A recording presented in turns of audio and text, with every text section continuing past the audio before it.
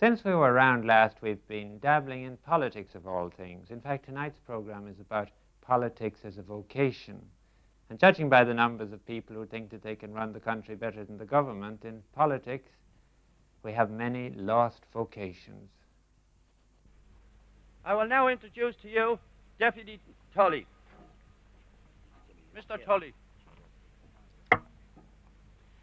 People of Dunboyne, I'm glad to get this opportunity of addressing you this morning because I believe that there are a number of facts which you should consider before you cast your vote on next Wednesday week. As the chairman said, Mr. Lamas called the general election not after he was beaten twice by Fine Gael, but after he was beaten once by the Labour Party.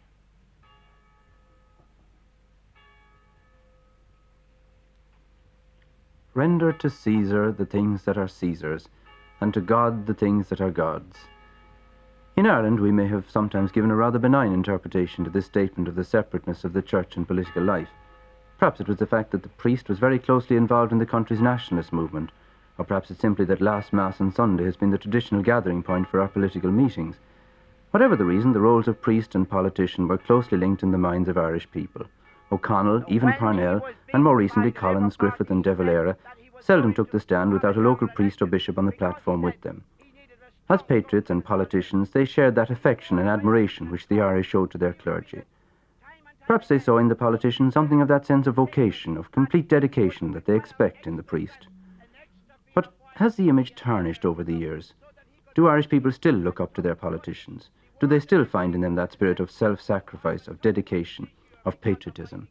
Or is idealism going out of Irish political life, both in the politicians themselves and the young would-be politicians of the future? I can't see there's any reason for being complacent about the state of the country now, so I suppose I swing it on to politicians. Well, do you think that the politicians are any worse than the people of the country? I suppose we get the politicians who deserve, if you like to put it that way. They have lost the common touch. Yes. And they're too much, I think, on this. They're placing too much emphasis on culture. Yes. And the way I'd figure that out is that before a man can eat, if you like to put it, custard or rhubarb, you must get solid feeding first. Yeah.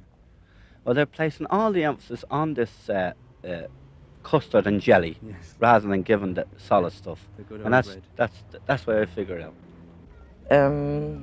Well, a minority, shall we say, politicians, I think, maybe have ideals, but I think the majority, no. I think they're just in it for the game of politics. To tell you the truth, if you go to them for anything, and they'll tell you, oh yes, we'll do that. They'll promise you this, they'll promise you that, and they'll promise you everything, but they'll do nothing about it. Well, could this be perhaps because they're too busy with the affairs of the country? Not at all. Couldn't be. Do you think that Irishmen are entering politics now to serve their country, or that they're just out for their own good? Just out for to get what they can get out of it. They are. They're sterling, because every one of them, they've been through the uphill fight from the beginning, and they've fought for their country, and they're tried and true. What about the younger ones now that are coming on? Well, yes, they must have the younger ones, and they must be trained and influenced by the men who have experienced it all and gone through it from the beginning. Yet of all professions, that of the politician is surely one of the most vital and at the same time most demanding.